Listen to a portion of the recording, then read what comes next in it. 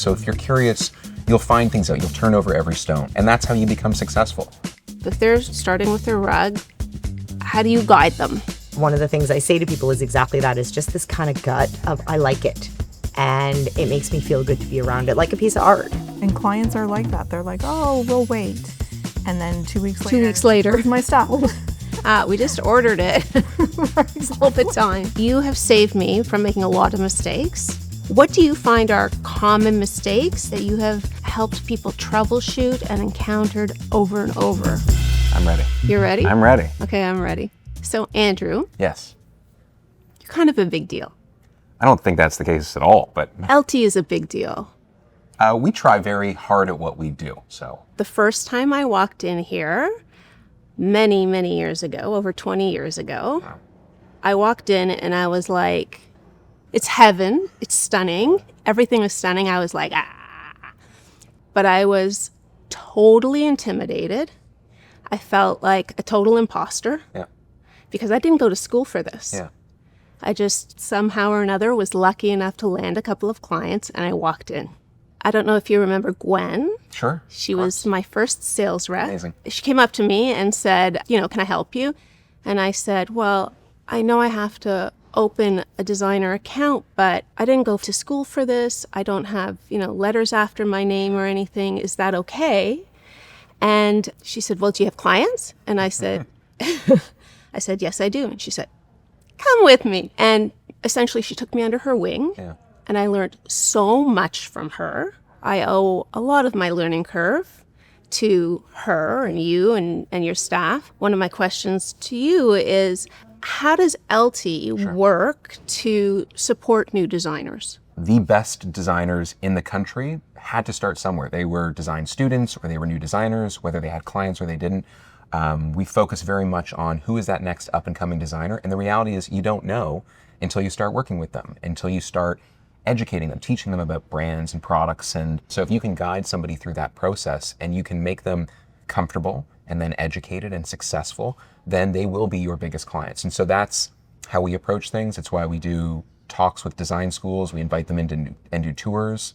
And especially if you're a new designer, we make sure that you're registered with one of our different product experts that we have in each of our different departments so that you get the right education, because it's overwhelming. Not just our showroom, the industry can be overwhelming, and you need a guide, or you need several guides who can kind of teach you their ways and give you their knowledge.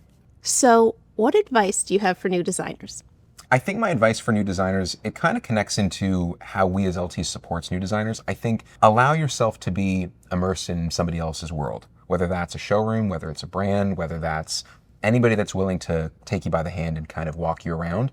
This can be an intimidating industry, and it can also feel like there's a lot of pressure to feel like you know exactly what you want and you know how you want things done because you need to be the one that's in control. But the reality is you learn so much more when you give away control and you ask questions and you ask somebody, am I doing this right? Or what could I be doing better? And ask for advice and allow yourself to be a student and not feel the pressure of having to be a teacher. So that's exactly what I would have said. Okay, I'm just stealing your material. No, what I'm saying is be curious. Yes. Curiosity as a principle will lead you to the right answer, and no matter how long it takes. So if you're curious, you'll find things out. You'll turn over every stone. And that's how you become successful. 100%. When I started was before social media, and now everything's at your fingertips. Yep. Back then, I used to pour through magazines, write down all of the sources, get in my car and drive around and ask questions and check them out. And, what do they have? And who's this? And meet people. And that's how I started building a network of suppliers. And learning from mistakes and realizing what not to do and,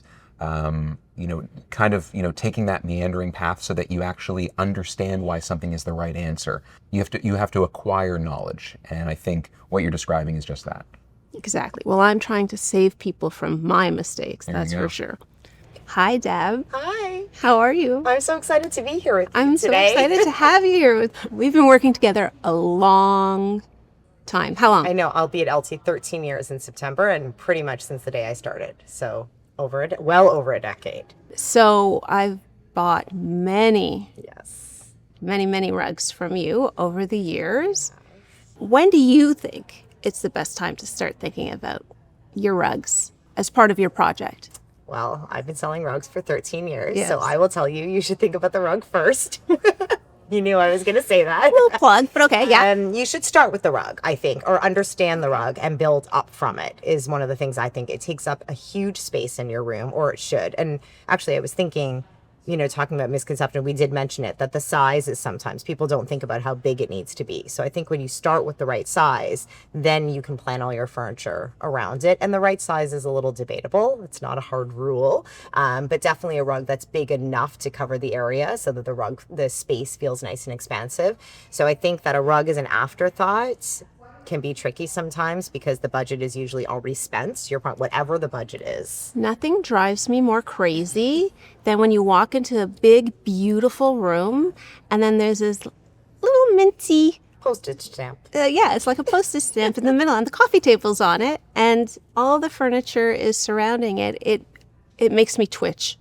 Like I can't stop looking at it. I get it. At least the legs have to be on it. And my rule is the bigger the rug, the bigger the room. Absolutely. Yeah. I agree with that. Yes. So I think starting with it early on allows you to plan around that.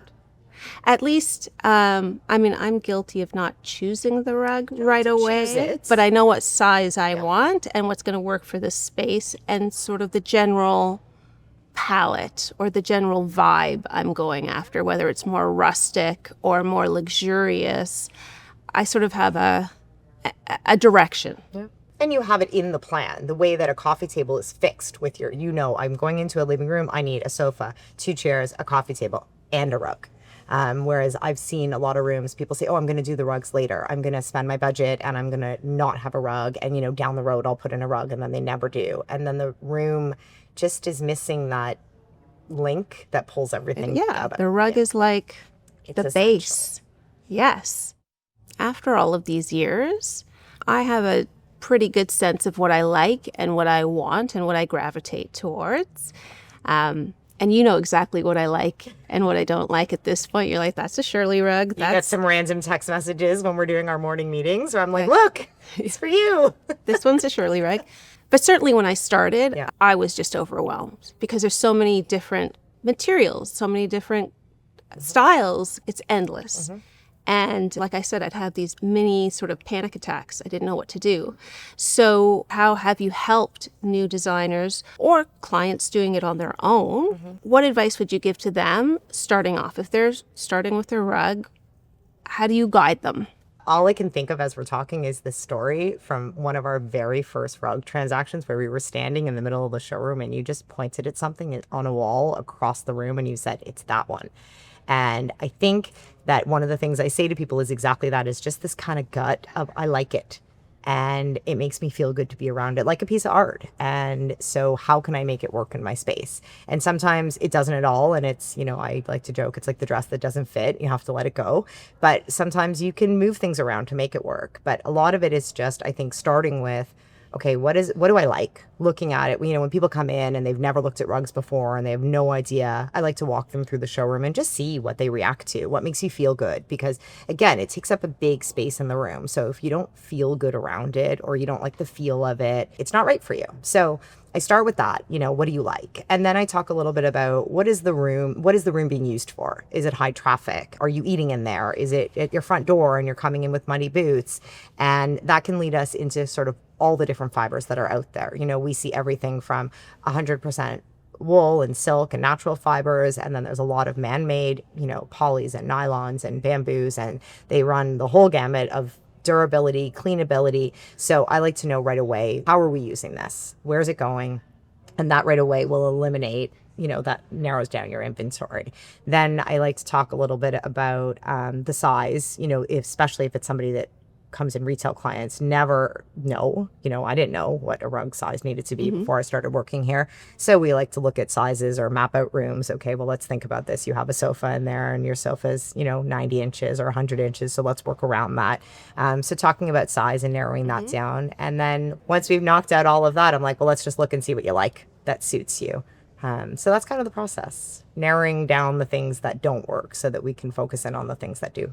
And that totally works because it's a huge showroom. Most rug showrooms are, or even online. Yep. You go to an online rug supplier, there's like thousands, but as soon as you start to weed out, okay, synthetic fibers aren't going to work. It has to be more cleanable, which is usually wool. Naturals. And it has to be this size, and it has to be sort of within this budget. All of a sudden, you know, your 10,000 options might be down to like 100. Yeah. And then you Or just less. buy what you like. And then, you know, from that, you can just sort of whittle down like, okay, it can't be too dark. So that's, there goes 50. And then, you know, that color clashes with this, or it's too much pattern because we've got this giant piece of art that's very strong in the room and I don't want to compete. And by the time you're done, you're really like, okay, so there's like 3. Yeah. Happens every time. Yeah. I find sometimes when somebody doesn't know, it's way easier to narrow down what doesn't work and then to find out what does. Because in some room, every rug will work.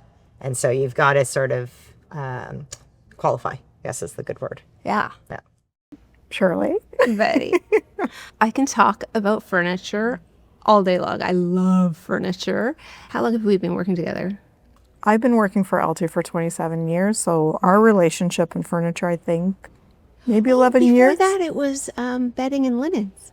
Bedding and linens, and before that was Ginger's across the street. Oh, I forgot about that. Well, now we do furniture together. Well, you've helped me with tricky logistics. Like we had a project in Turks and Caicos, sourcing where, you know, should things be shipped to Miami and then from Miami to Turks and Caicos, or are we shipping from here, and how all of that can get organized. So it's not just about finding the perfect sofa, it's also all the other stuff that is involved in completing a project. As a salesperson, it's not just writing up the order. There's a ton of legwork before placing that order, right? Yes. There's the sourcing, there's the meeting with the clients, there's the floor plans, there's the fabric sourcing, the ETAs, and then once the order is placed, there's a lot of non-glamorous follow-up that goes behind. And I think I do a good job if you don't get involved in that. If there are any surprises, I let you know beforehand so that you can prepare your clients as well. Right.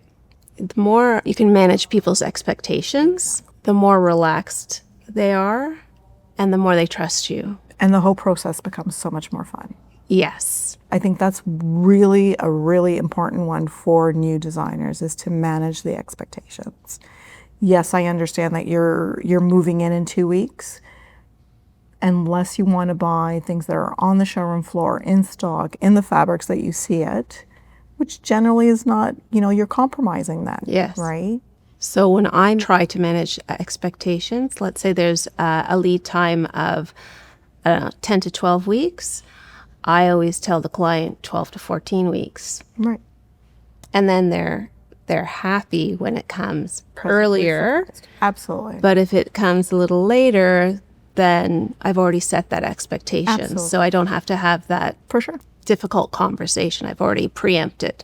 Absolutely. And clients are like that. They're like, oh, we'll wait. And then 2 weeks later. 2 weeks later. Where's my stuff? We just ordered it all the time. It's really funny. Every time. Hi, Adriana.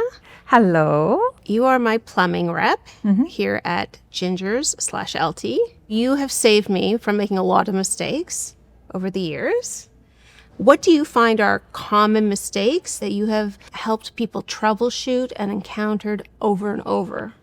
One of them for sure is showers, right? Trying to put together a shower and managing people's expectations. And some people haven't done a renovation in 10, 15, 20 years. Right. So things have evolved and changed, right? They don't know even the possibilities. Right. Is there a possibility that you can run 2 or 3 functions at once? It's almost kind of walking them through the baby steps and trying to get them to understand, how do you shower? What do you want to do? Do you shower with a partner?